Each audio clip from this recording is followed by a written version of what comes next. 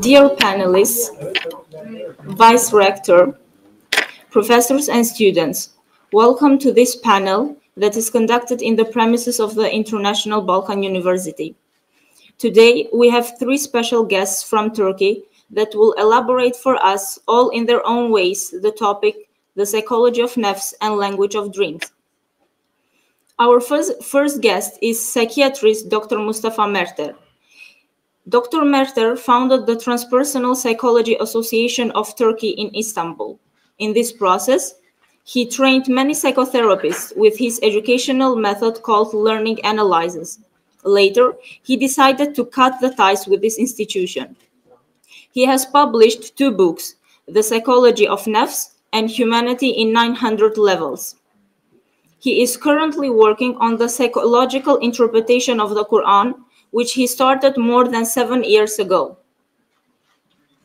Our second guest is the clinical psychologist Nursena Balatekin. She did the master degree in clinical psychology from Bahçeşehir University. She completed her learning analysis in 2021 and became a nefs psychologist and analysis. During her undergraduate education, she worked as an assistant in her department and instructor in different departments.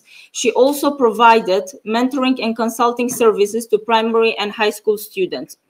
She worked as a research assistant and coordinator in a post-colonial research center. Nursena Balatekin is actively involved in voluntary work, projects, and social responsibility projects. In 2018, she voluntarily worked in cooperation with the PEN Academy and the British IOFC Association on the project of harmonization of Syrians to society and the education of educators by providing psychosocial support to Syrian refugees to Hatay and its region. Our third guest, our last but not least, is the psychotherapist Hazar Gümüşsoy. Professor Hazar Gümüşsoy completed the nefs psychotherapy learning analysis that he started in 2015 with Dr. Merter in 2019.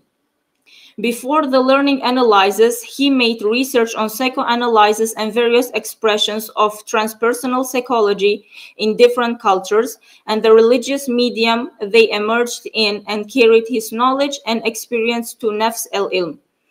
Beside Nefs el-Ilm interpretation approach, he studied psychological interpretation methods.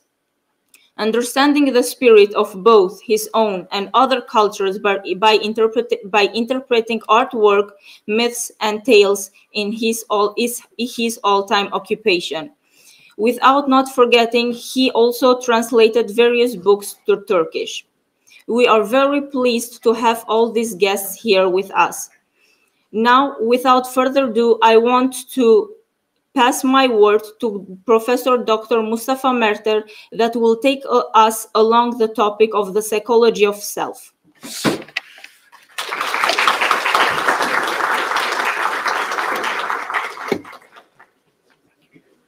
I can take it.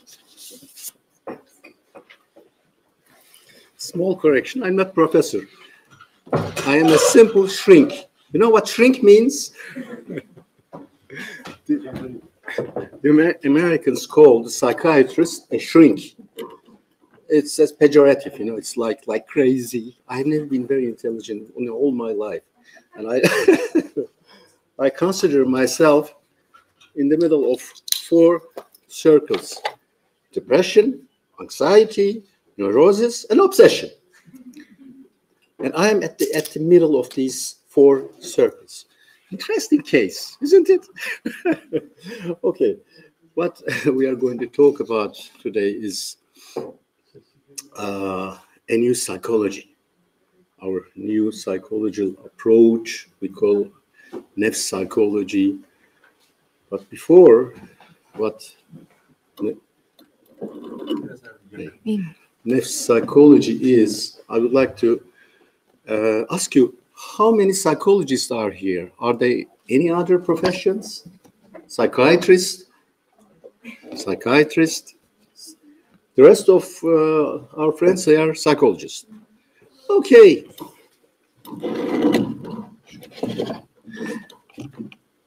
Biology we have here. Biology, okay. And mathematics. Okay, okay. Okay. What about making a group therapy? Okay. First of all, I would like to take your attention to a paradox of our science, psychology. One of these paradoxes is, I had my education in Zurich at the same university as Carl Gustav Jung. I was an intern in this university. And when about 34 years ago, when I came to Turkey, I was very proud.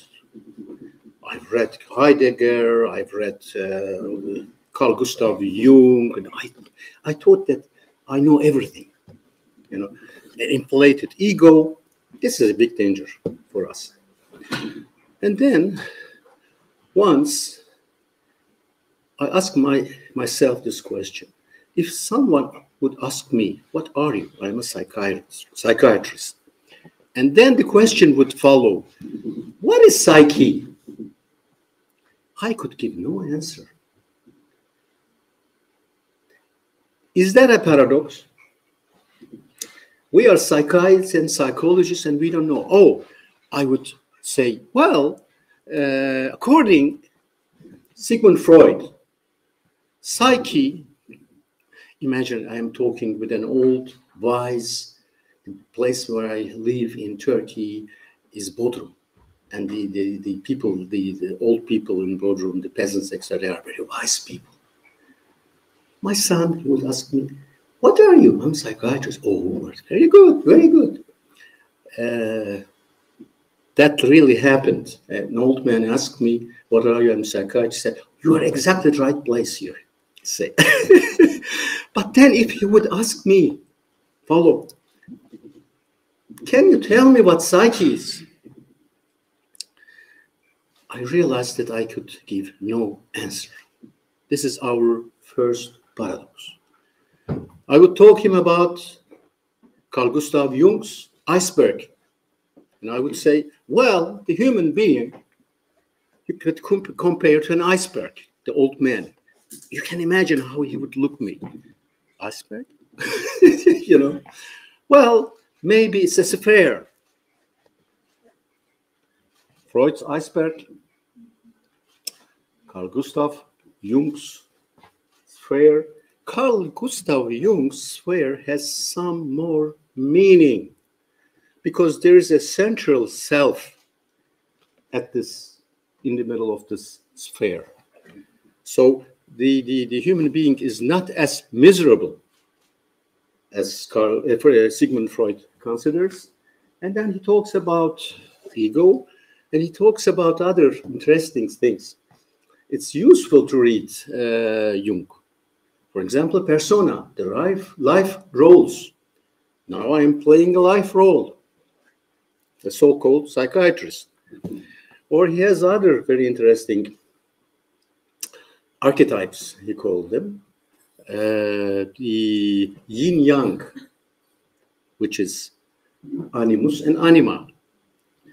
The kernel of femininity in us, in man, and the kernel of masculinity in woman. He has other concepts like archetypes, which is also very important. And he talks about also the shadows that we have. But, you know, the problem of Western psychology is they don't have a map. That's very good. For example, Jung made a personal experience. He descended to his inner hell. The Red Book is a phenomenon. Maybe have you heard about the Red Book? Yeah, you know what? It's a phenomenon. You know what happens in the Red Book? He descends to the inner hell, but he doesn't know that he is in the hell. Why? Because there is Western psychology has no map. Without a map, no structural, satisfying structure model of the psyche. The second paradox of our profession is, I call it the exponential paradox. We never accept this, but we are an army of psychiatrists and psychologists, and I don't know how many microbytes of books have been published, but human psychology goes worse and worse. Such a paradox, I call this an exponential paradox. You see? One curve, our knowledge goes up, the other curve goes down. This is a terrible thing. If I would sit, I'm a medical doctor, with friends, with surgeons, with, I don't know, other doctors, they would ask me, well, we have done this and this and this. What have you done? Is that a problem?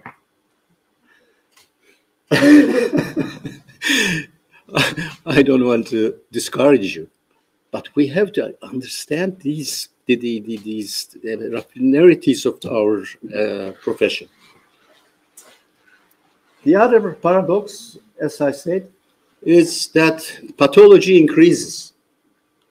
I would like to make you also some book recommendations today. These are very important books that you should read. This graphic shows, this book is very important. Jean Twenge is an American psychologist. He has written 3 very important books. The first one is Generation Me. The second book is about narcissism. The third book, Internet Generation, is extremely important. Twenge considers 2012 at the beginning of a social phenomenon. She calls 2012. She says that a tsunami started at 2012. And in her book, she gives very valuable information about what happened after. What is 2012, my friends? Can you tell me? What happened at 2012? Didn't they say that the world gonna end? If you go like this, you can be sure. Have you an idea what happened at 2012? Excuse me? In what aspect you are asking? Something happened. Something very important happened in the. If they write history of human being, they say there has been a date, a very important date. What happened at that date? 2012. Excuse me? Pandemic. My dear friends, this machine that you're holding in your hands, the intelligent telephones, repented. She says, after all my scientific investigation, I could find for this tsunami of sociometric parameters other cause than the repention of these so-called intelligent telephones. This is very important. So, look at this graphics. This is very spectacular. The red line is depressions, anxiety, depression, suicide. All we have a very steep increase in all these parameters. So,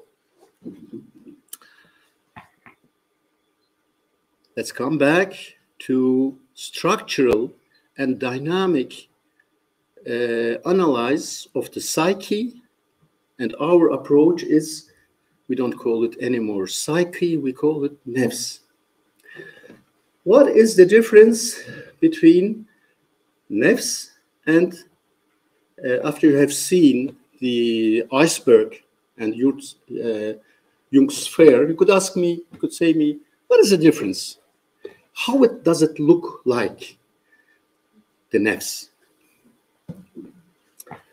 Have you an idea how the nefs could look like? Nefs, as described in Islam terminology, it must be something dark, it must be something selfish. that we have. This is the classical answer we have. Okay, no, but what we are going, you are talking about nefs ammare, but nefs is a building. My first book's name is, by the way, it's translated into Albanian. That's a very curious thing because my ancestors came from northern Albania to Turkey. A Sipahi Mehmet, 250 years ago, came to Turkey, and that my book has been published in translated into Albanian, thanks to. It's very interesting. I'm going to show you a diagram. So on this diagram, we have a model which is totally different than what Western psychology concept of the psyche. This diagram has been, we had inspiration from an Italian psychiatrist, Roberto Assagioli. He gave the idea of different unconscious modes, lower, middle, and higher unconscious. And he said also, by the way, he was inspired by Sufis. Assagioli said it should be in us also a higher self.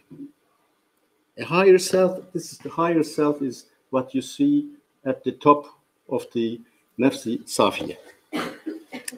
Every human being, without any distinction, has this pure light, pure whatever we would call, as the essence of its structure. You know how we call this in Sufi psychology or in Islam? What is it? Have an idea about this light up there? It's Ruh, it's Jan. Do you have in your language the word Jan? Yes. You have Jan. Jan is this. When you say Janım, yes, when Janım, you mean not your body, not your color, etc. You mean your essence, Janım. So, our pure being, please compare with with Sigmund Freud. The essence of the human being is evil, etc. But we understand that the human being is pure. It's pure light. And this pure light comes down and stabilizes at the first entrance of this nefs. This is called nefs ammare. Mevlana Jalaluddin Rumi, you can read and have a lot of, you can learn a lot from him. His verses, your being is, you are a 900 stored being in Mesnevi Sharif, gave me the idea that the psyche is a multi-level structure. So I completed Roberto Assagioli's egg through this multi-level structure of the nefs. So the life starts where? The life starts at the base, at the nefs ammare. Nefs-i Emmare is a dangerous place. Why? Because what do we see underneath of Nefs-i Emmare? Öbür şeye geçelim.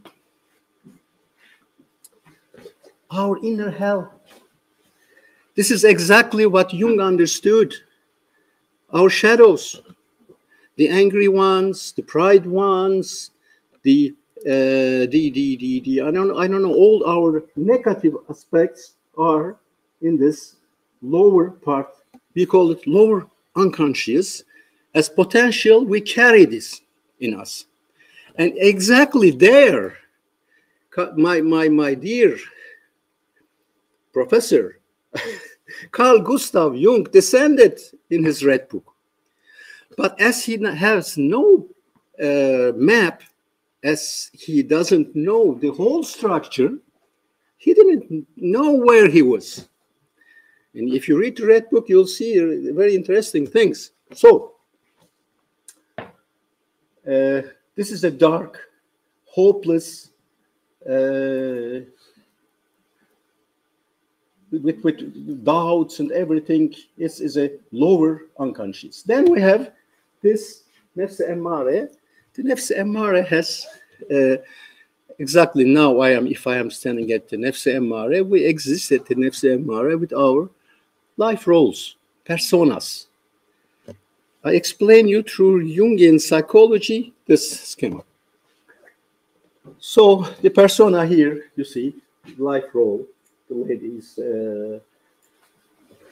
playing in her life, etc. This level of Nefs-i Emmare, the first level, is a dangerous place because these shadows can invade us. When someone gets crazy, makes crazy things, Jung understood this. He says our psyche has been invaded. So, if this place is so dangerous, what is the solution? We should go up. We should, and this is exactly one of the critical points of Nefs psychology. At any level, if we stay for a long while, we have an existential anxiety.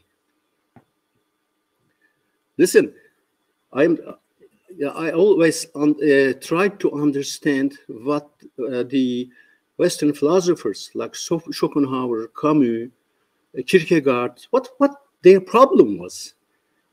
For example, for Søren Kierkegaard, existential anxiety is very important. In his books, he says, I couldn't realize the existential leap. He says existential leap. Leap to where? He doesn't know that we live in a three-dimensional structure. So, those of you, all what I'm explaining you is my inspiration comes from holy books like Mesnevi Sharif, Muhammad Muhyiddin ibn Arabi, and the Holy Quran. If someone is interested to understand this existential anxiety, what existential anxiety is, in the Surah Kebet, Estağfirullah, لَقَدْ خَلَقْنَا الْإِنسَانَ فِي كَبَتٍ. I didn't understand what Kebet was. You know what Kebet is? Exactly this. Exactly this. Kebet says, if you put something in a container, but the thing you put in the container has a development potential, after a while, he doesn't feel good there. Because we human beings, we have been created with a potential of expansion. When I was in Bodrum, patients came to me and said, "İçim sıkılıyor. My inner is closing. I have a stone here." And they always showed this part of the body. I didn't understand anything. So what we see here is kimdi bu? Salvador Dali, without knowing the next structure, gives an explanation of the Kebet. We have to go through it on every level. Okay, can you tell me what is the counterpart of kebet in our daily lives? There is a word, there is a very important word to understand this going through. You know, a word, very simple word. Have you, I know it's hard for you. I'll come to you. Some of you look at me if I was not from this planet. What is this guy explaining to us, you know? But it's, you know, the Sufi wisdom taught us that whatever I tell you, you already know. I'm trying to awaken you what you already know. So please tell me. I'm gonna make a guess. So if kebet is reaching one's potential, full potential, it might be breakthrough, but the opposite of it might be a breakdown. Okay, wonderful. Breakthrough, breakthrough. Someone is calling us every day, breakthrough. You hear it. Where? Hayal al-falah. Falah means breakthrough. Falah is the one who cuts the falah. 5 times a day we hear. When I realized this, Hayal al-falah, I said, oh my God. This is at any level. If we stay for a long time, we have an anxiety because of this narrowness. The word anxiety in German comes in English comes from German Angst. Does someone know German here? Fear. Angst, fear, angst. But angst comes in middle age German from enge. Eng means narrow. The wisdom of all the language. The humanity knows this. Angst, anxiety has something to do with this narrowness. So, what should we do? Just if we give a short cut of, if you ask me, what is the receipt for it? Ethics and an altruistic lifestyle. Without good ethics and altruistic lifestyle, this breakthrough is not possible. I'm working now 25 years, the Holy Quran, to understand the psychological meaning of the ayahs. Every psychological organization, every university, every psychological center should work with a charity organization together. Is that crazy? Is that crazy what I am telling to you? Please say it. That's crazy. What is he talking about? We exist now. 80 years, modern psychology, and the human psychology goes every day worse because of this lack of this knowledge. So let's say now we are approaching in this structure a very critical area. Let's say I have good ethics, I have done altruistic lifestyle. We ascend and we approach where we approach here.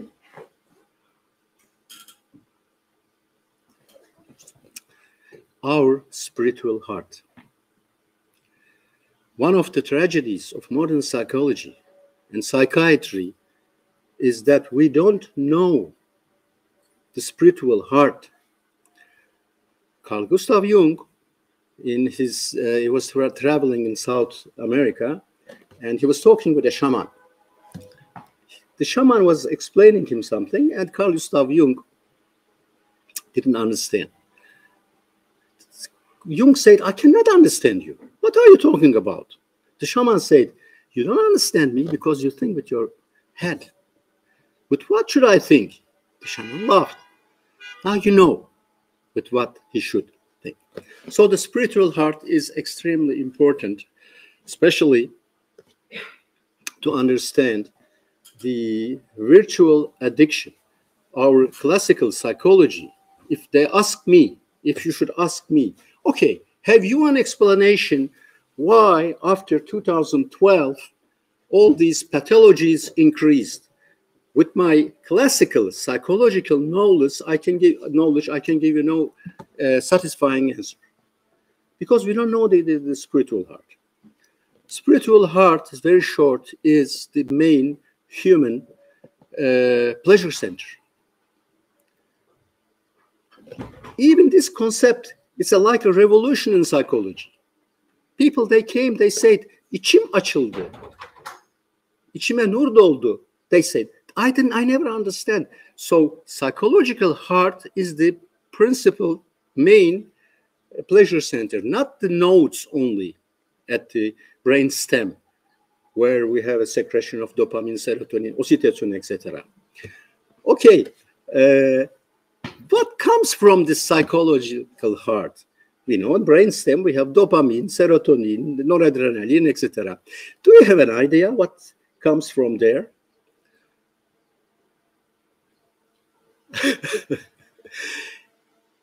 May it be Nuramin? Have you heard about something Nuramin?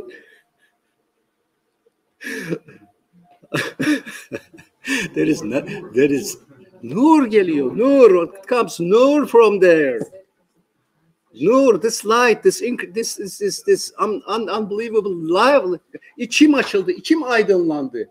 My interior opened. My interior is enlightened, they told me. And they showed their spiritual heart. So, the other particularity of this spiritual heart is the main human information processing center is not our brain, our mind. The main information processing center is the spiritual heart. Whew, is that enough? It's very hard to explain all this. I see in your expression, you are looking like I was a lunatic. I was coming from another planet. You know, you look like, what is he talking about? But this is this new psychology. Of course, in this half an hour, it's very hard to explain you all these. But so it goes on. So, kaç dakika konuştum? Yarım saat. Okay. Now, seriously. Okay, the structure and dynamism. Of course, you already knew it. You don't learn anything. But we have a great problem. A very, very, very great problem, friends.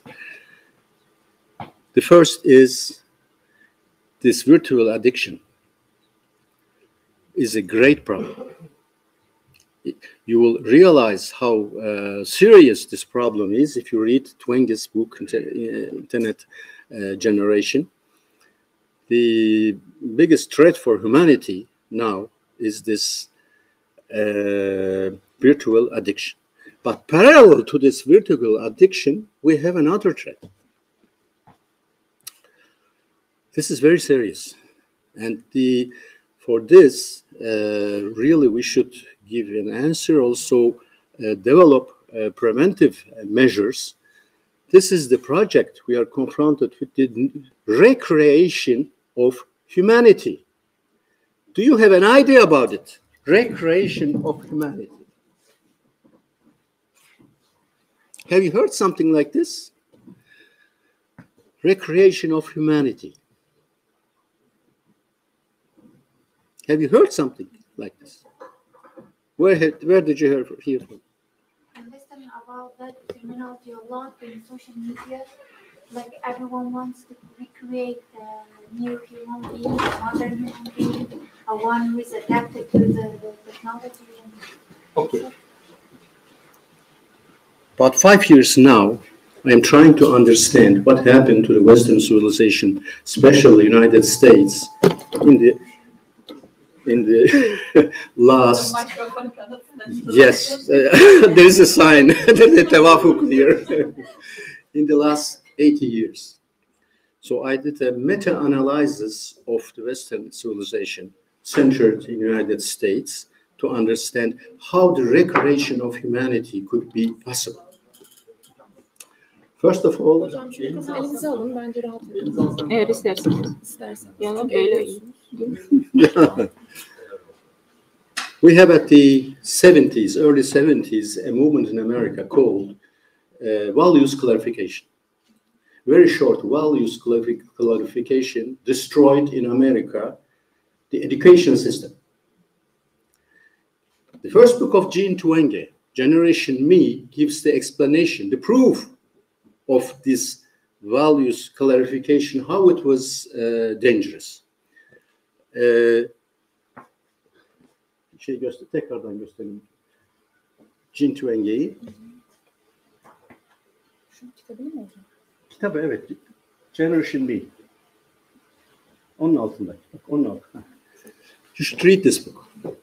There are very, very interesting observations in this book. This is the first.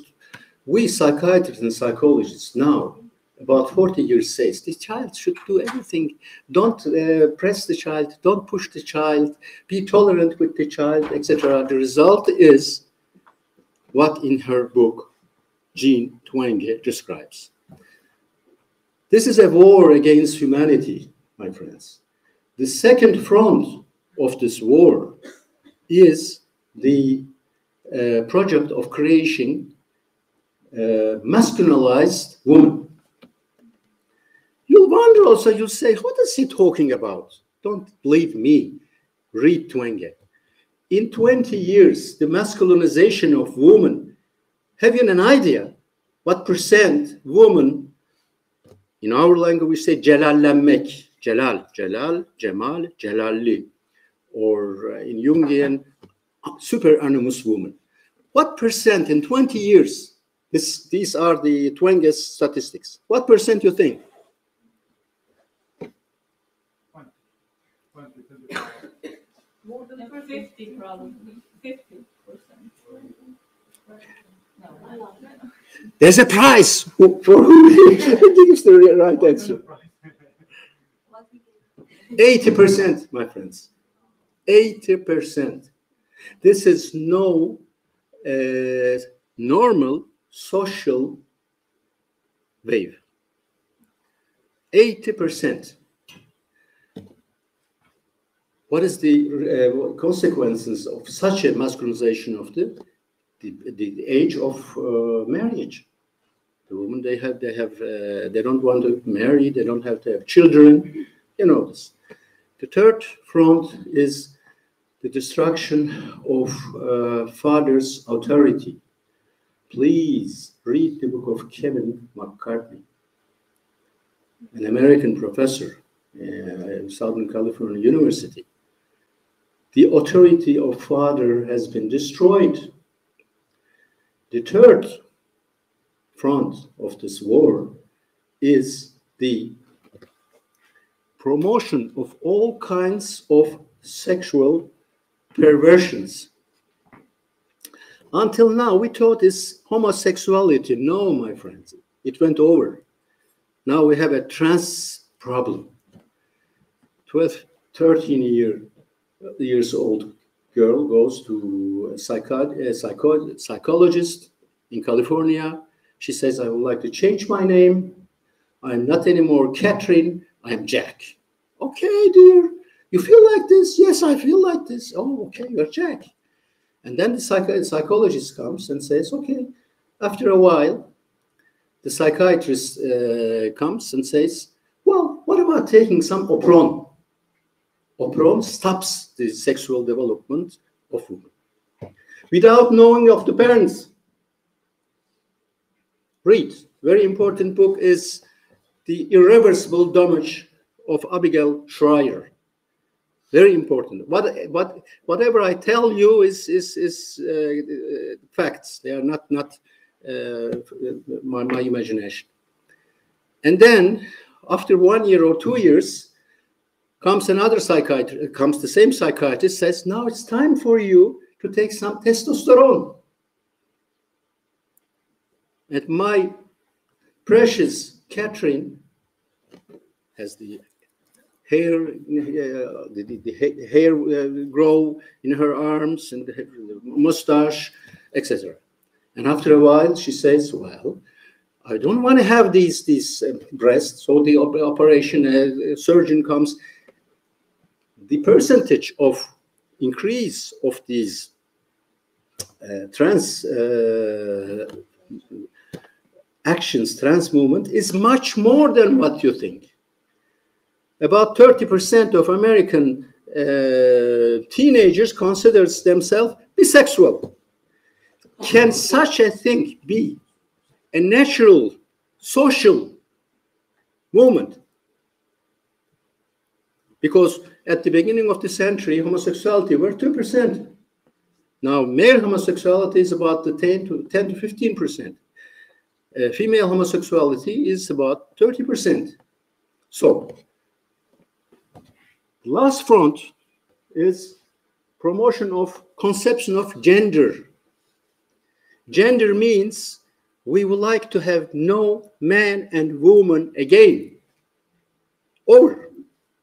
They changed the language, they changed the laws, they changed the habits at the schools, etc. And one of the strategists of this war, Judith Butler, please read her book, Undoing Gender. She exactly says, indeed, the mission of the International Lesbian and Gay Agenda is nothing more than a recreation of reality. They want to recreate reality, my friends. Their reality, they would like to impose us. Human reconstruction and mediation, etc. So please read Undoing Gender, the book. You can have as PDF, you can have from internet the book. So this is the biggest, the great danger. As you as psychologists, we as psychiatrists, first we should understand what's going on and develop measures against it. You know, they want to change the world. It's a crazy world.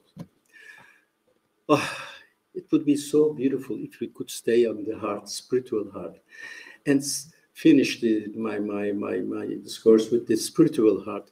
But unfortunately, I had to mention this. But we can overcome it. Can we? Can we? We'll overcome it, huh? Okay. Thank you very much.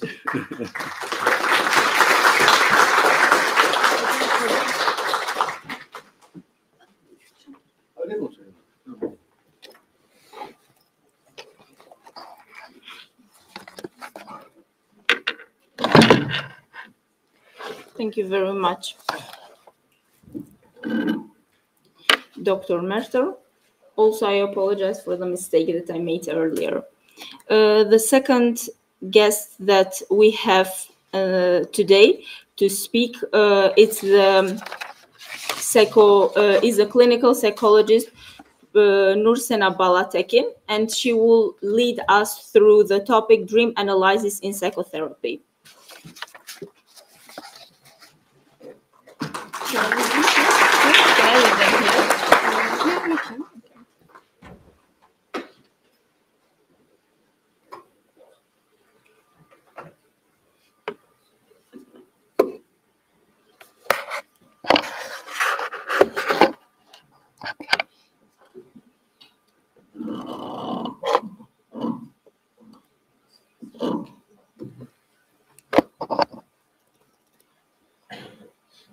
Selam. Oh, can you hear me?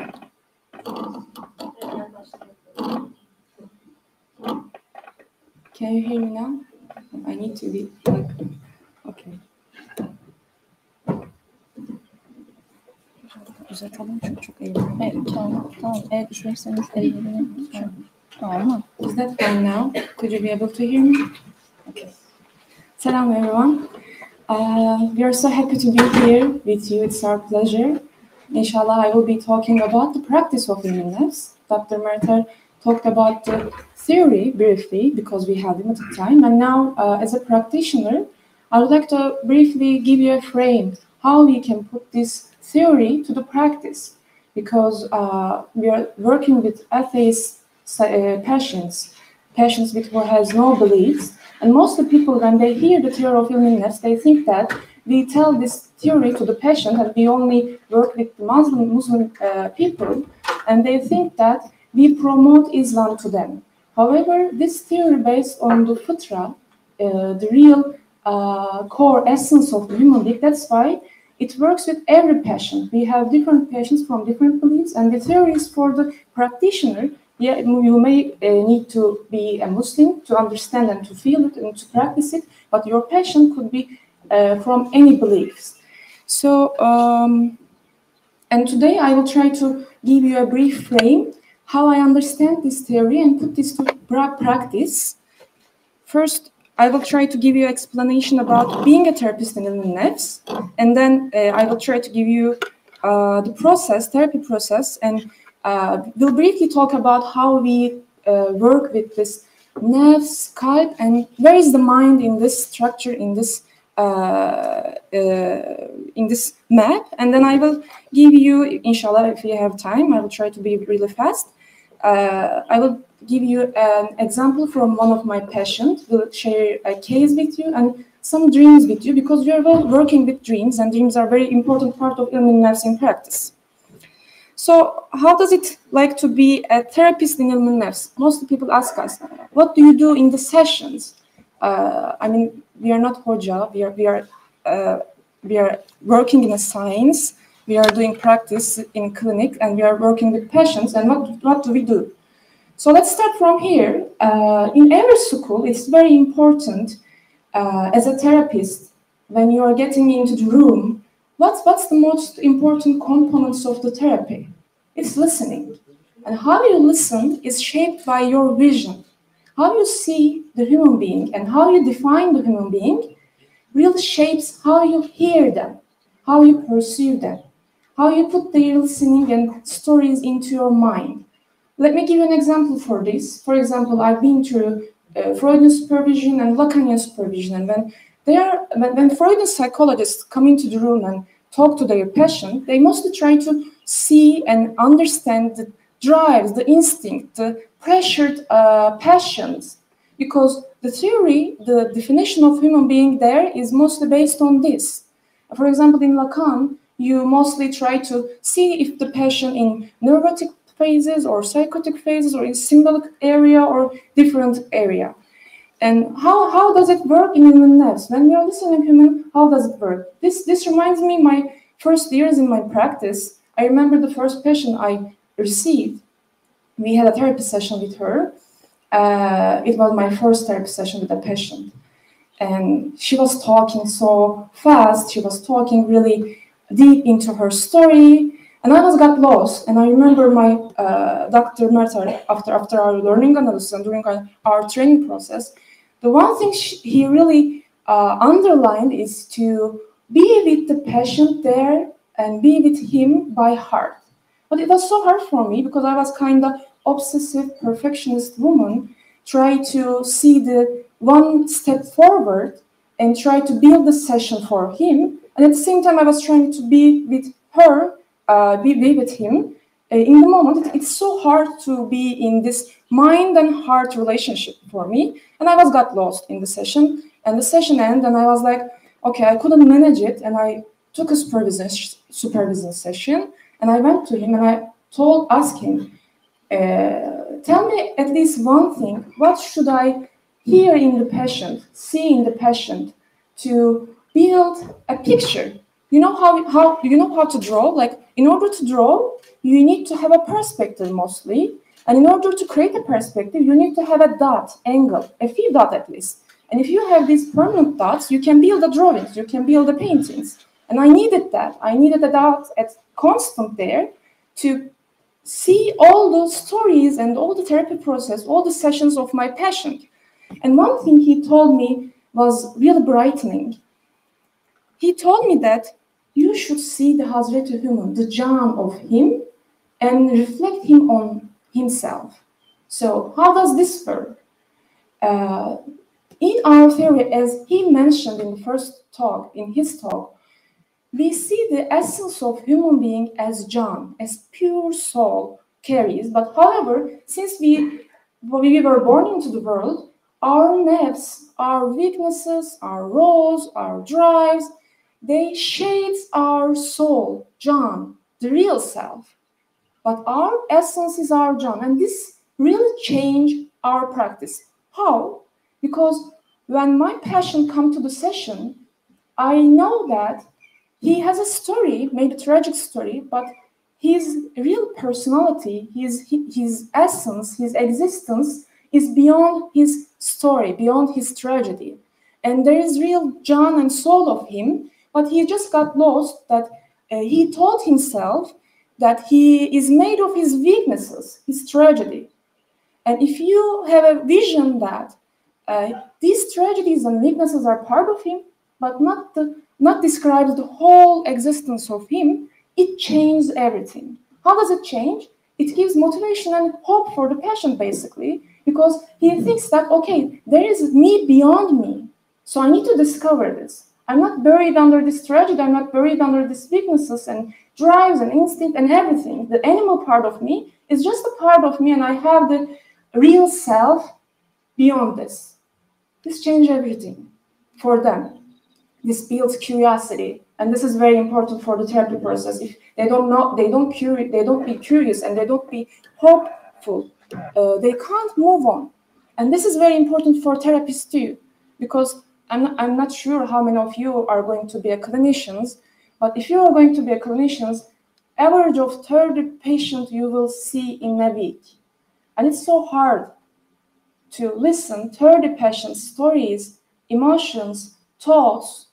If you see them as they are kind of animals and devils, they are imprisoned their existence. This is so hard.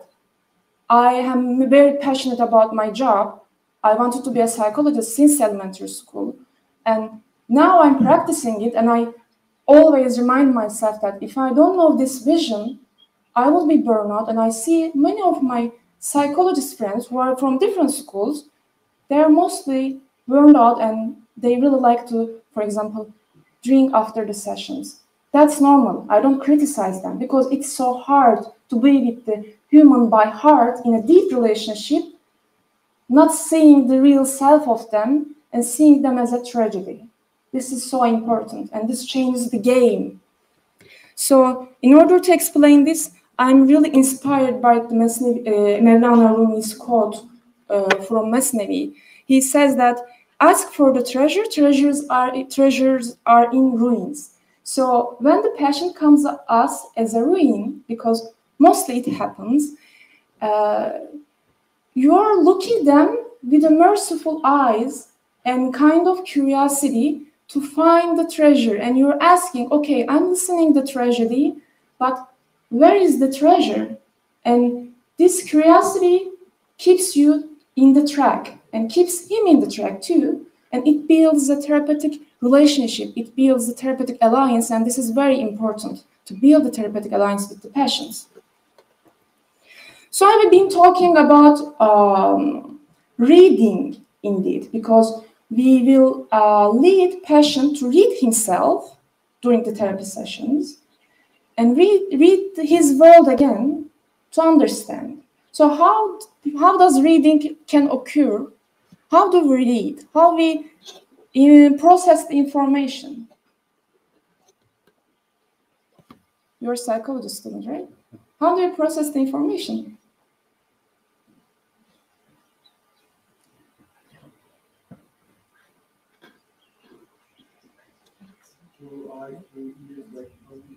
Yeah. That's the starting point. Through our sensory organs, we receive the information, and in which organ we process them? Yeah, brain. We process the information by brain. We think.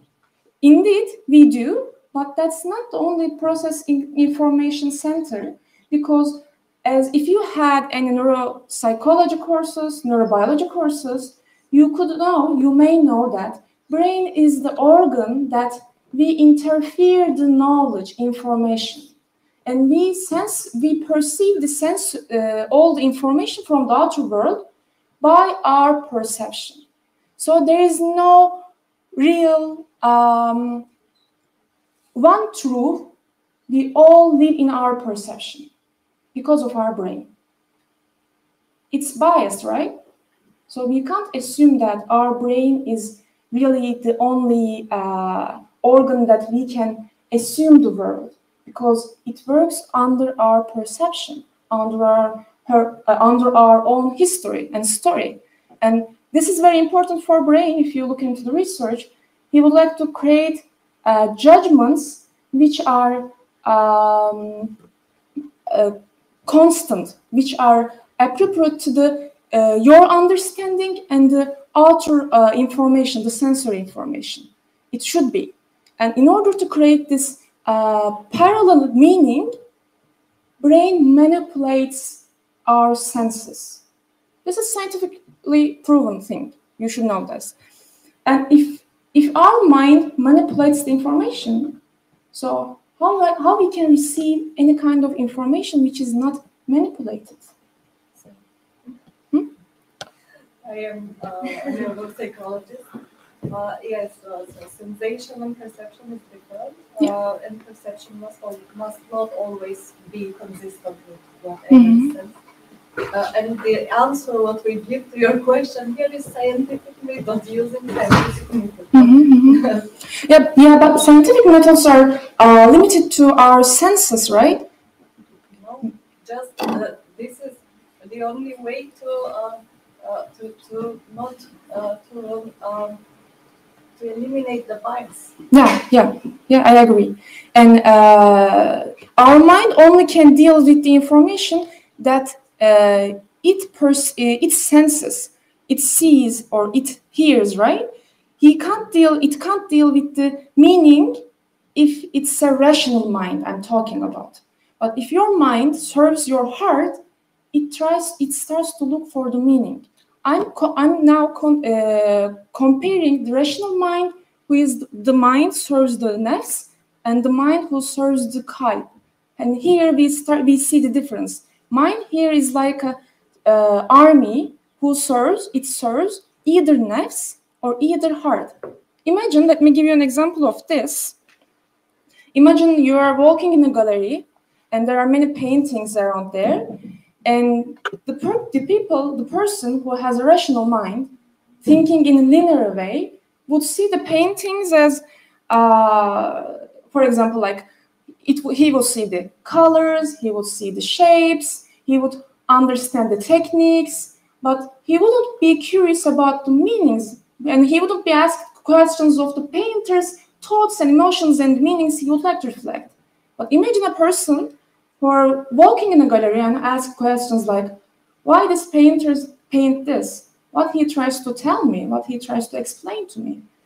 These are both brain-mind works, but works differently.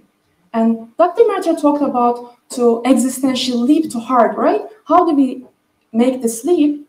Our mind plays a really critical role here. How do we use it? Really gives importance. We need to use it really meaningfully. If our mind serves our instincts and drives and in our animal side, it will change the game. And if it serves the other side, to the meaningful side, to see the beyond, to read the symbols, and it changes the game too.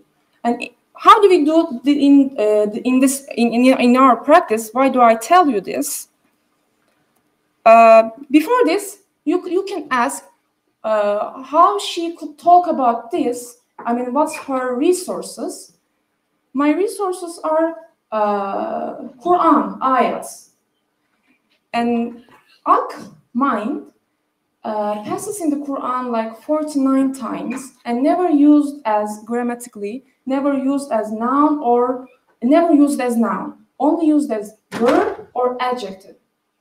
And when it's used verbs or adjective, it's related with the qalb and says that the qalb is our understanding part, information processing part, and our mind is serving our heart to understand. So it's the action that hearts do. So maybe one of you, some of you are triggered that I put ayats here because we are not used to see ayats in scientific presentations, right?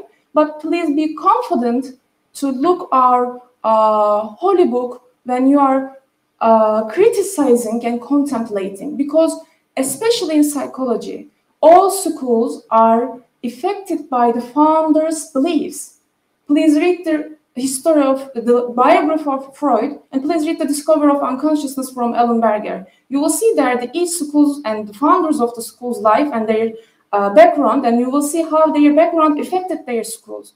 And for example, in Freud's theory, he believes that the human has the animalistic part as an essence, because in Christianity they believe that we were born we were born with a dirt, right? We were born, then they baptized children. So according to his belief, his theory is consistent. There is no problem with his belief. And each school's founder belief affects it. So we should be courageous to see our information, to practice our practices. We can benefit from our beliefs and our books, and the Eastern works we should read and the Western book we should read, and we should create the harmonological, our own theory and perspective. And here I put some examples from 2 different ayats, but there are 49. If you are curious, you can look for them. So yeah, dreams. I have been talking about dreams. I have been talking about reading by heart, by nafs, and how can we put these all things together? How can we make the connections? In dreams, of course, you may know we believe that our dreams are coming from our unconsciousness. And in order to read the unconsciousness of human being, we should read the symbols of the dreams. And dreams are their own subjective, personal world. They are like a letter which is written from their own world to us to understand the dynamics of it. So nefs psychology, ilm nefs, is acquired dynamic perspective. So we are not working with the symptoms directly, but we are working with the passion's unconsciousness. And when we differentiate the weaknesses and jhana, and when we reflect their jhana to them, when we discover the personas by dreams, at the end, all the symptoms disappear suddenly. I mean, not suddenly, but throughout the time, throughout the therapy process. And in the dreams, we see the weaknesses, we see the personas, and we analyze the dream in a phenomenological aspect. And I don't mean that when they told me I see, like I have a bird in my dream, I don't tell that this means this. No, we always ask the patient, can you relate this bird means with, or what can you associate with it? So their guidance help us to discover their dynamics in their unconsciousness, and then we realize that how does the symptoms occur. So in order to put all these maybe kind of vague thoughts, I would like to give you an example from my patient. I will only show you 3 dreams, and it will end my presentation, hopefully. This woman, we had 15 sessions, and then her therapy processes end. In 2 months ago, we finished her therapy sessions. She's a 32 years old woman. She had really severe depressive symptoms. She had problems in marriage. She had problems with her husband and in-law family. She thinks that she lost herself. She had identity crisis. And the main thing she was telling me that I don't know who am I. And she got really lost what she has been experiencing in her family with her husband. And the main problem addition to this was she wasn't able to have a baby, even if they received different treatments from different hospitals. They couldn't be able to have a baby. She couldn't. So in the first dream, it's from our 7th session, I chose this dream because the things that I have been telling you and Dr. Merter have been telling you was really obvious in this dream. Let me read you, and we can contemplate on this. So in her dream, she was telling me that there was a palace from Ottoman period, she said, and in front of the palace, someone from the palace calls out, and the guy said, he is able to read the soul, and he invites those who want to read himself, and he asked the people outside. Most of the outsiders didn't care, and the patient, my patient, let's call her Ayşe, Ayşe dared it, and Ayşe accepted the invitation and went to the palace, walked to the palace with him. And she said, normally it would be very difficult to walk in such a palace, but everyone gives a way to us, and it was so easier for us when he guided me. And they walked with ease, and he told her that in order to read your soul, first we need to go to downstairs. And she accepted. They went to the downstairs in lower floor of the palace. There were graves and saints. And the soul reader, the guy, told her that in order to read your soul, you should pick one grave and lay down on it. And she accepted it. She went and she picked one, and she lay down. And I asked her, like, do you remember what was written, the name of the on the tomb? And she told me that Ayşe was written, and Ayşe lived years ago. I guess it was the tomb of her.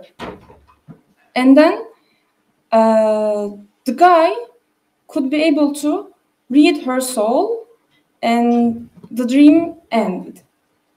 In the dreams, in order to differentiate personas, the roles, that we name the different subjects and objects. And I asked her, if you could give any name to the person who is dead, the dead Ayşe, what would you give?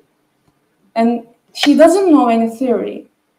But this is from our nature, right? And she told me that. I was astonished because I didn't mention her any of this. And she told me that this is my mind that died. I don't mean that you should kill your mind. You understand me? You should kill your rational mind. The mind who sees the thing as it sees and not look for the meaning, the beyond. And in the second dream, I mean, it was in our 12th session, she was in the cellar, and during these dreams and during the therapy process, she was changing.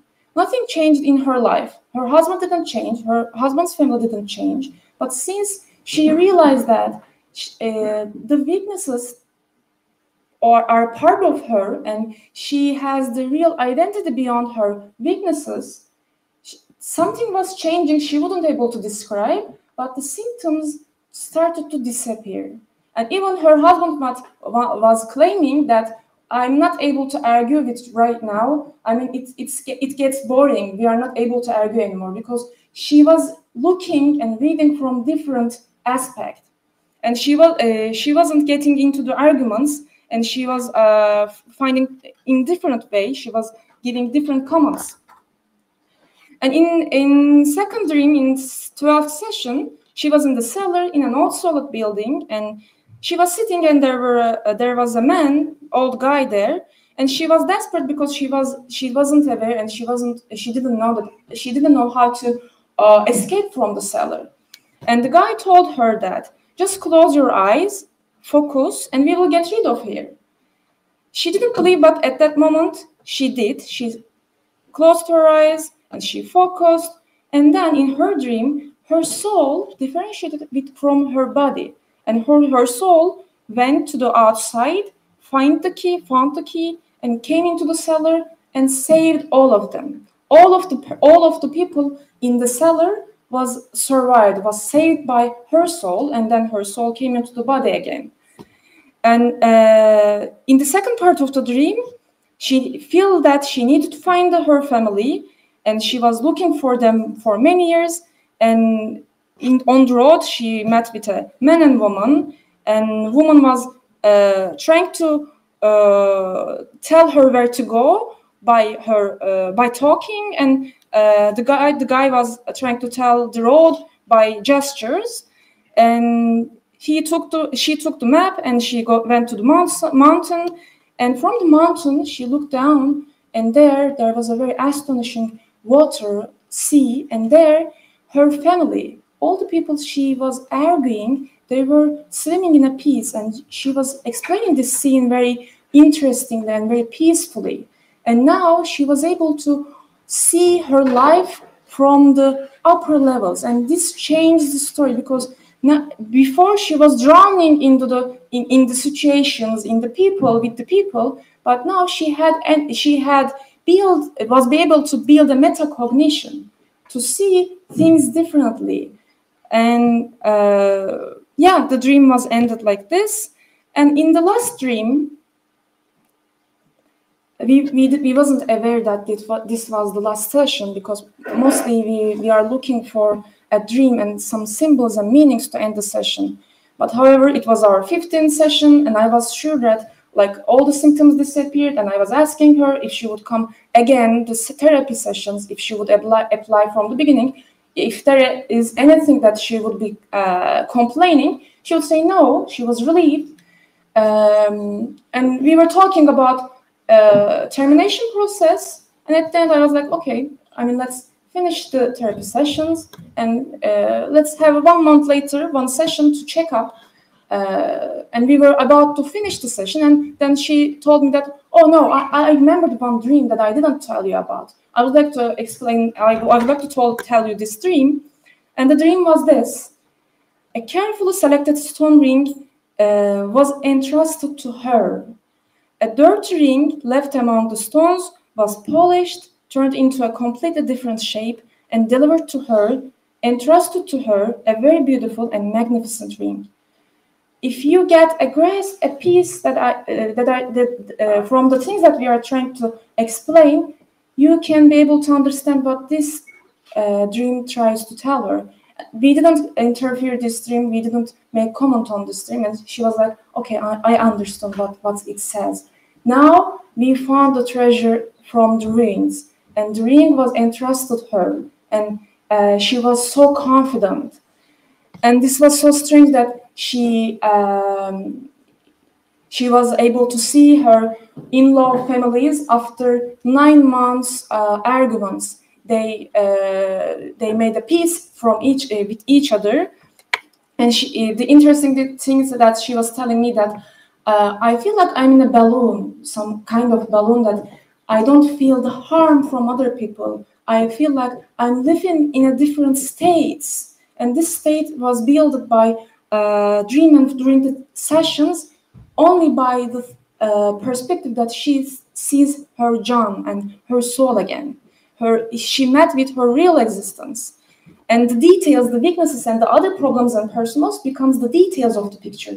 She had the core, and it's interesting that I prepared this presentation a few months ago, but 2 weeks ago she called me.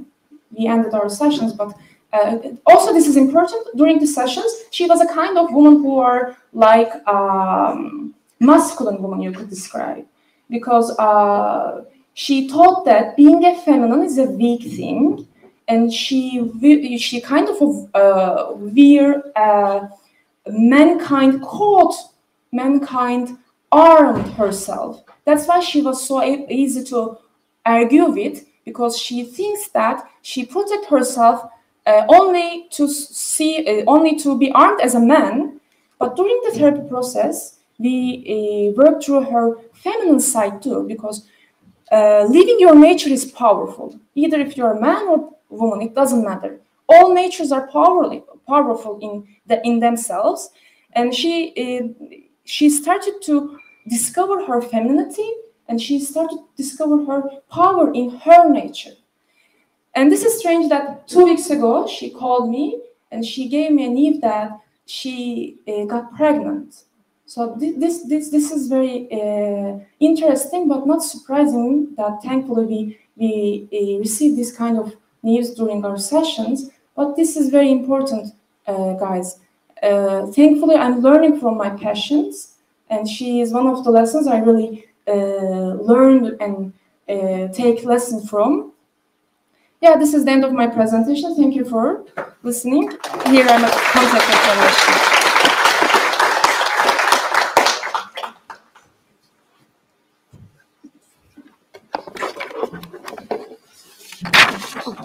I'm sorry.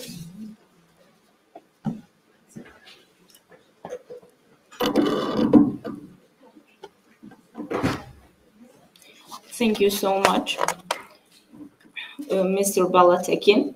The next and the last but not least speech of the day is from psychotherapist Hazar Gümüşsoy, who will take us on a brief explanation for the topic example of a dream sequence.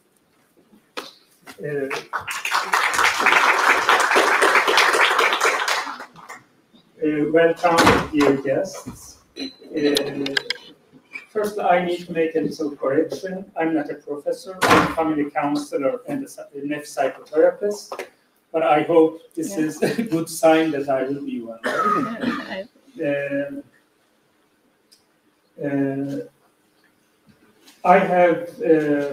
I received my training analyses from learning analyses from Dr. Merter between 2015 and 19, and started also seeing cases in 2017. So this means for 6 years I've been doing nefs psychotherapy.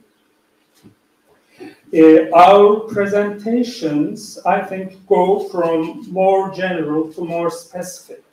Dr. Merter told the larger structure and dynamics and the related word problems in general. Nursena is more in the working on it as a therapist. Mine is even a smaller focus and a more concrete focus. It is what we see in the room every time.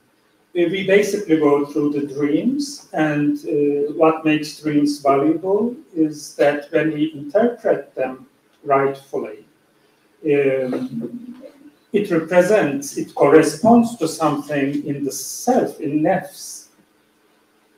And we don't only interpret them, but we work on them, which means, okay, when we hear a dream, we interpret it 2 ways. First is objective and phenomenological. As Nursena told, what it means for them. What does a bird mean for the client? What does a ring mean for the client? So this is the objective interpretation. The second is subjective and symbolic, which basically means everything there is actually a part of the nefs. You know, if you see a happy woman in the dream, that means you have a happy. It's the happy persona or happy sub-personality with Jungian and Assagioli terms. Or if it is a thief or a murderer in the dream, it is a shadow in Jungian terms.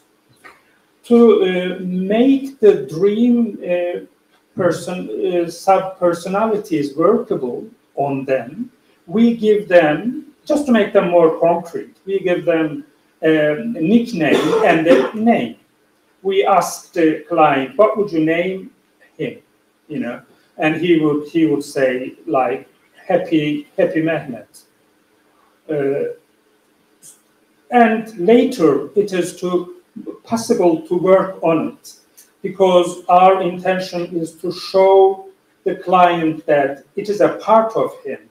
In the dream, when you see a thief, you can think it's got nothing to do with me, it is somebody else, because that's what a shadow is. You don't own it.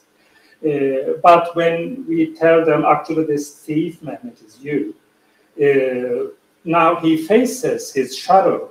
But also we can later work on it, because all our purpose is to show them that it is them, but it is only a part of them. And we are eventually more than all the sum of our subpersonalities, because we are more than them, we are a soul.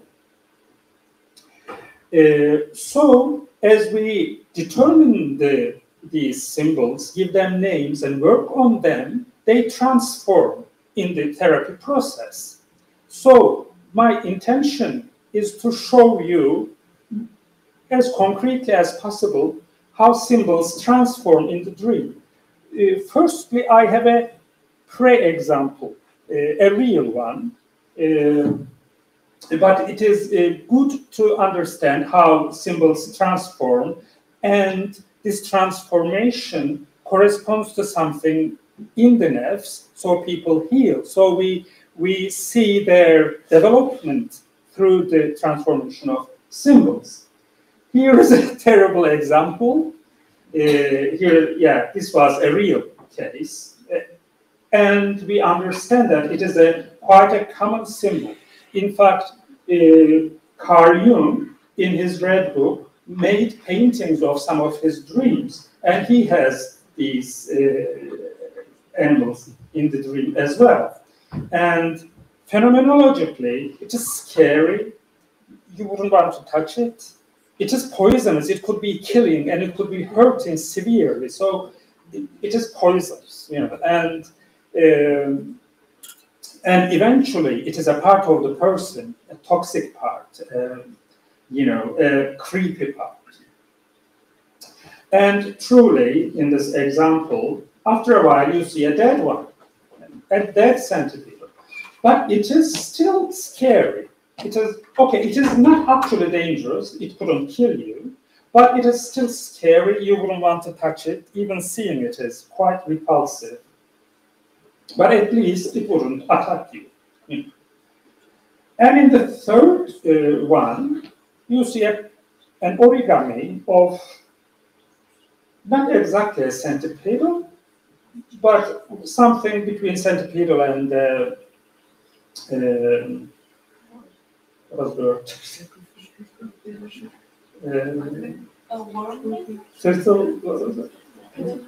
Caterpillar. And nevertheless, it is not dangerous. It's a paper-made caterpillar, you know. And in the fourth dream, it's a true one. It's a caterpillar, and even a little beautiful. You wouldn't want to, but I wouldn't want to touch it. It is still a bit repulsive. It's not very pleasant, but it is a lot better than what it was before. And in the fifth dream, it becomes a butterfly, a beautiful one. It is not only beautiful, it gives you pleasant feelings, but also it is very light. It can fly freely. So it is also freedom. Yeah, it's freedom, it is being light, ease of movement, beauty. And all the emotions that beauty gives you, such innocent beauty. So this is a true example of symbolic transformation. Okay, this was a pre-example. Now another one from the case. Sorry about it being Turkish. This was due to a misunderstanding on my side, but I'm basically benefiting from the pictures. Okay. As we understand, there's a sequence of dreams. We have sequences of dreams. A sequence of dreams basically has the same symbol, and we see its transformation as the one before. So this next example, the one I'm going to show you in more detail, is our dreams of a learning adolescent, an adolescent of mine that we've been working together for more than 2 years now, and he hopefully at the end of the process he is going to be a psychotherapist. He's a healthy person, he's not a client. But this, I think, is a good example of transformation of symbols. He is actually a graduate of psychology. After he graduated, he did his military service. And after the military service ended, he attempted to build a center for children with learning difficulties with his elder brother and another partner. So he wasn't alone, but he's a very responsible guy, and he carried a lot of load of the process, which was very difficult for him, very hard for him. But so after 6 months, 6 months after military service ended, he started having these dreams of seeing himself back in the military. As you know, it's a kind of thing, you know, common. Okay, his first dream, right? In his first dream, he is in the military again. You know, it had actually finished, but he's back there, which is disappointing because it's a stressful thing, unpleasant. I'm not going to get into the details of the dreams, but I would like you to focus on Captain Kaya, one symbol that keeps transforming. That is his superior. In the dream, Captain Kaya looks an arrogant man. He's arrogant. He doesn't even talk. But this gives a very stressful feeling to our Osman. Let's call him Osman. And then a poor family comes to the building. And so there is this arrogant guy there, and there is this poor family there. Our guy goes out of the building and smokes with his, you know, all the stress. As we ask him to name the basic symbol being Captain Kaya, which represents arrogance for him, he said he is honorless Kaya. Honorless, şerefsiz Kaya. And he himself was compassionate Osman, right? But the main point here is this. Okay, this is the phenomenological interpretation. This guy is arrogant, makes life hard for our guy, but in fact, this is a part of him. So when I asked him which part of you could honorless Kaya be, he said, actually, when he is sometimes in a superior position, not in the military, but elsewhere, elsewhere he works. When he is in superior position, he's sometimes arrogant and blaming and angry. So this is him, actually, you see? Okay, the second dream, the sequence. He's again back in the military, and he again needs to spend months more, which again makes him stressful. And he says, I hope Captain Kaya doesn't come. You know, that's how the dream starts. But there are other friends of him that he did his service together. And they are friends, they are nice people, they share the difficulty together. So they are, you know, having pleasant togetherness. But there is a third guy who is also doing military service. And he says, you can never trust human beings fully. You know, the negative guy. But our lad, Osman, turns to him and says, okay, you know, it is not possible to absolutely trust a human, but we should learn to trust. If we don't, is life worth really living if you never trust a human?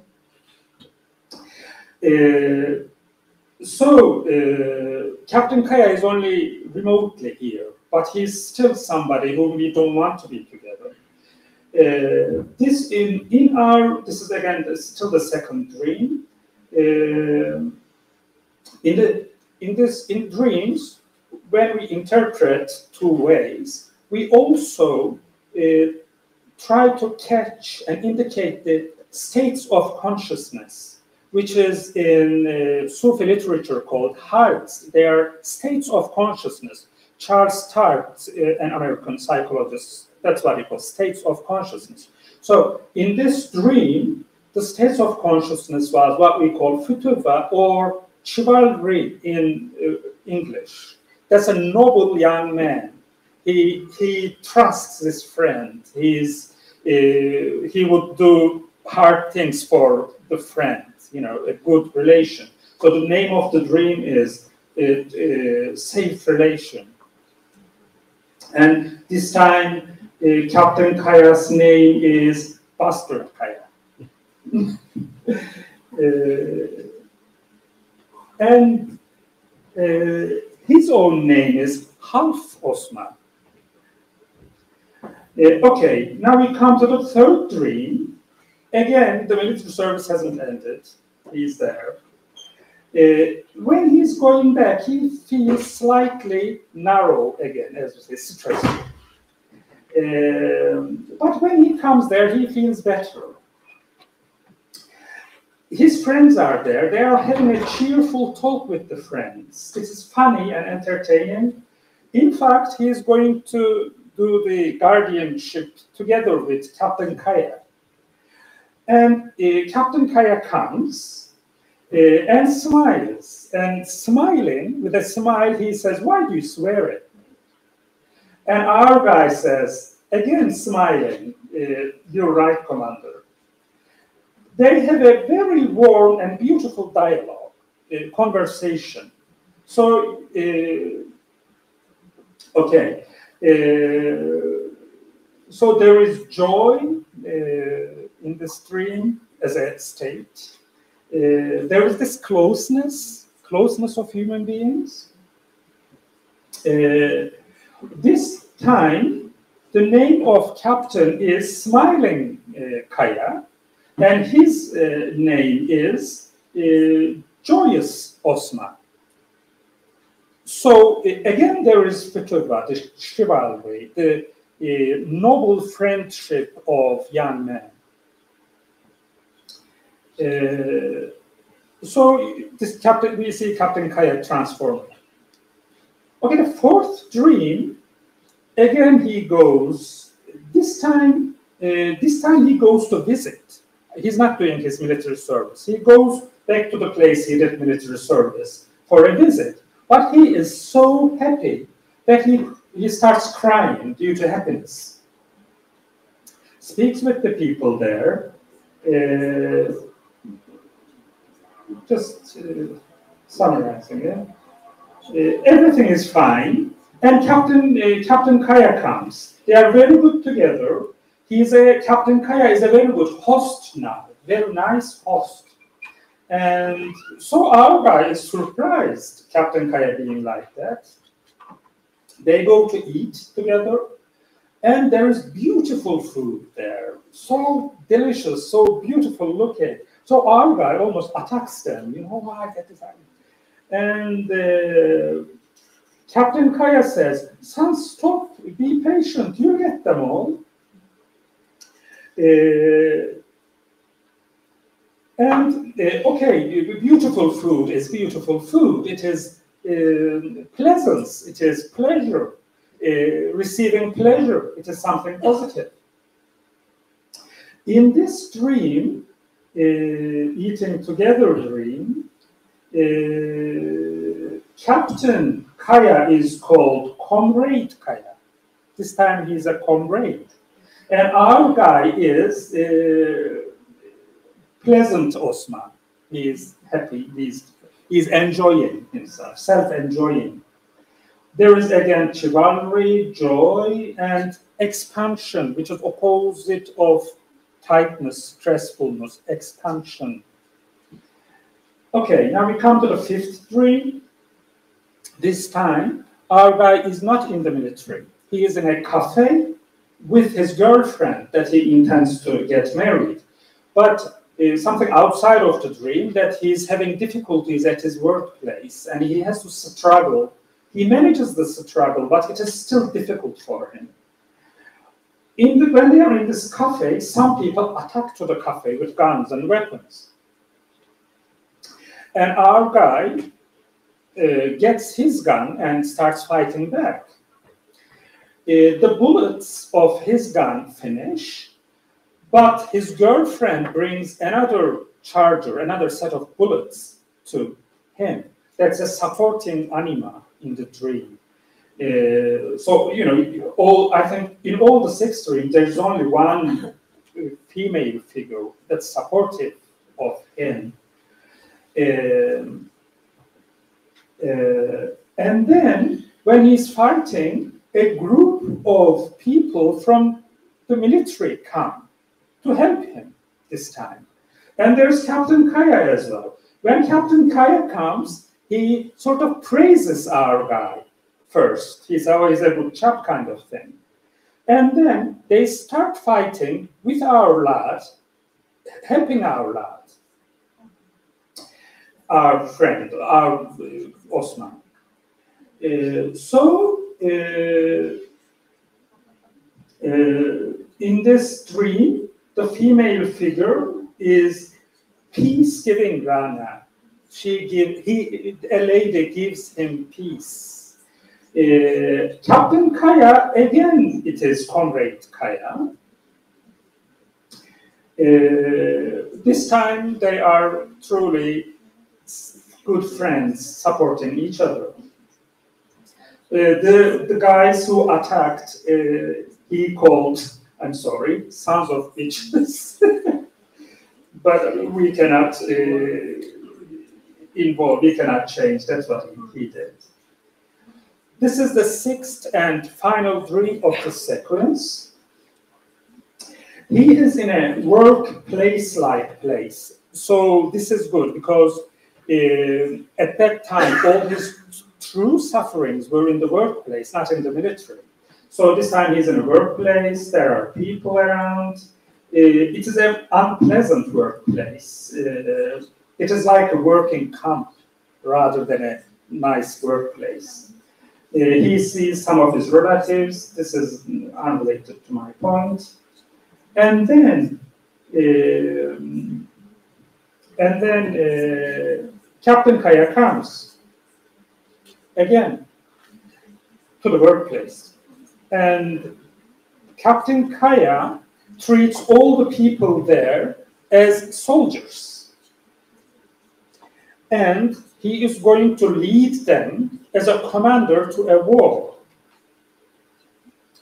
He talks to them mentioning the Prophet, which in this context is something very positive.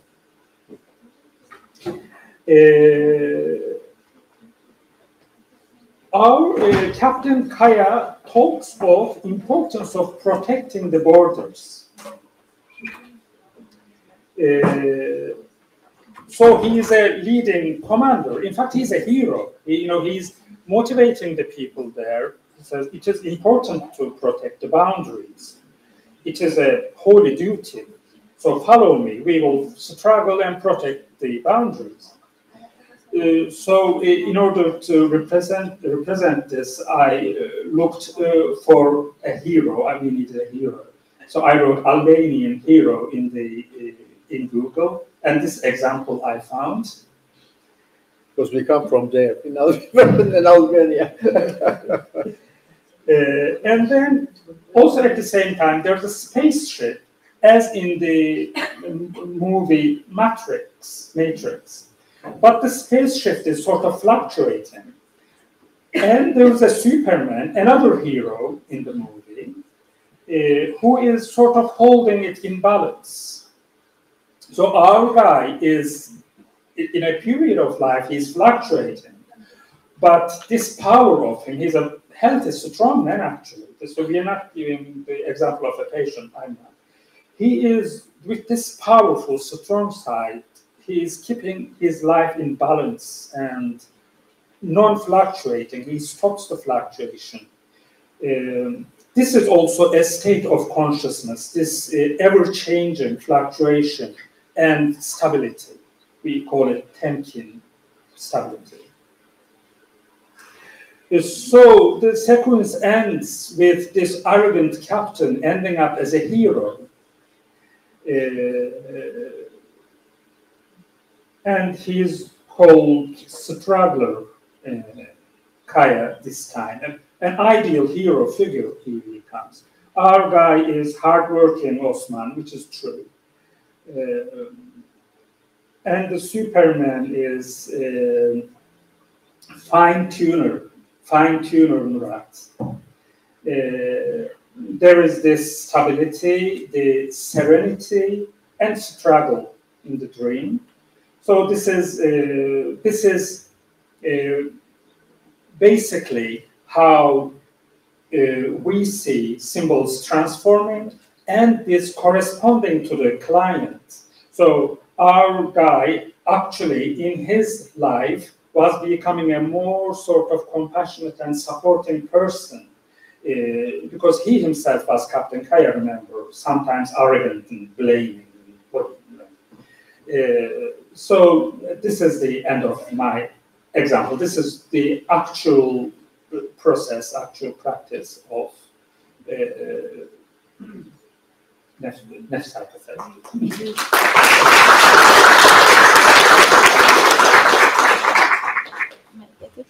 Thank you very much.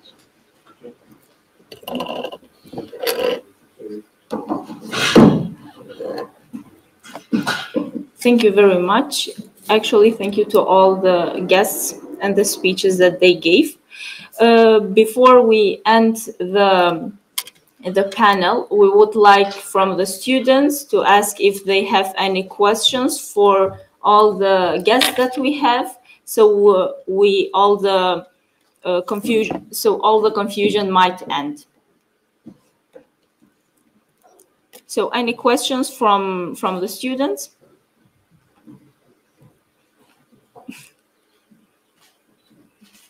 No? They understand very well or understand nothing at all? Yeah, probably. Yeah, no, they understand. Sorry. Just take a little bit time to... Okay, no worries, yeah. I hope that they understand, but this is a little bit specialized topic which needs focus. And thank you very much. First, I want to motivate them to share the feeling if they don't, if they're afraid to share the knowledge, because in our program we still haven't reached that that kind of, this is a little bit specialist point, psychology within the, with aspects of spirituality, religious, such things. We are still on a clinical level, but I'm very thankful for, thank you very much, Professor. Actually, you are our teacher. Stop. You are our teacher. No, teacher is more than professor. As you mentioned that Jung was your professor on some level, it means you're a teacher. Thank you very much. Personally, me, I'm a child and adolescent psychiatrist. I was for 35 years.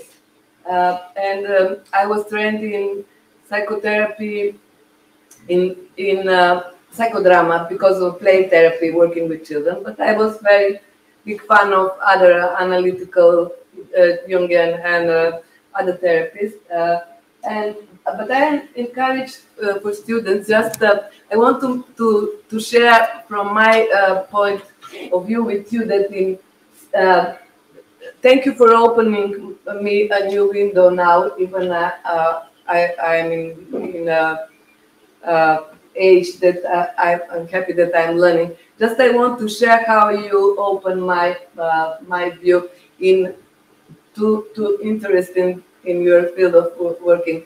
In our mentality, say on, I will tell it on Macedonian.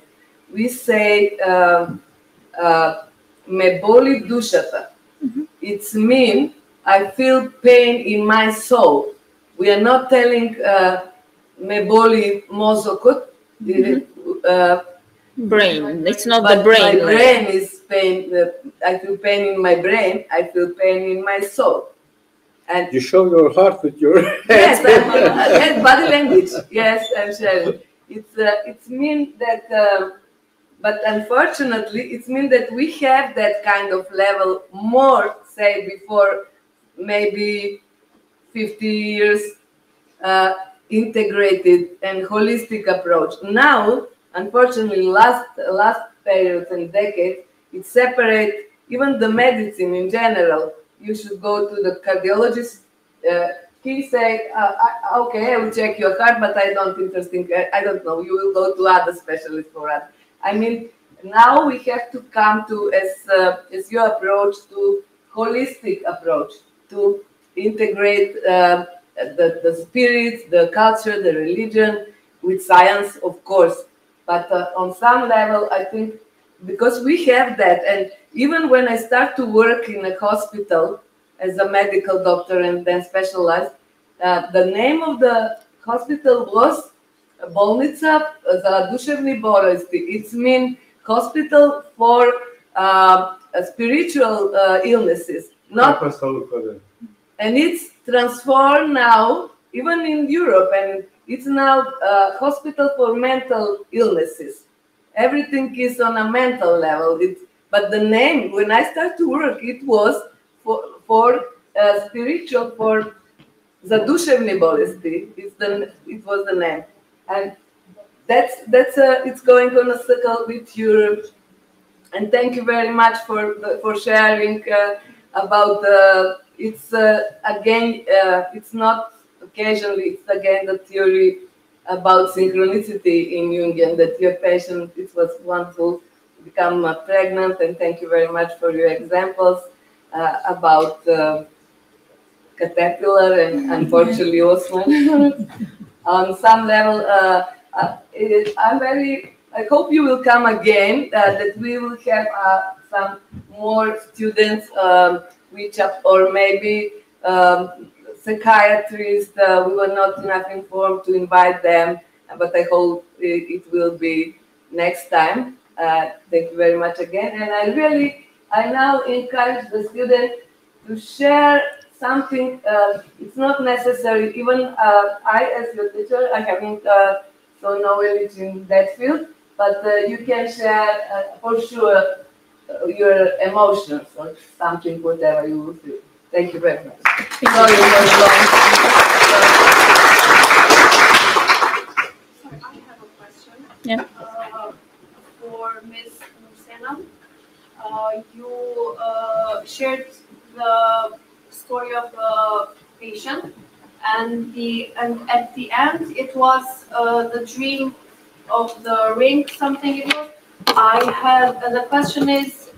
Do dreams really tell us if the therapy is successful or not? By the treasure thing?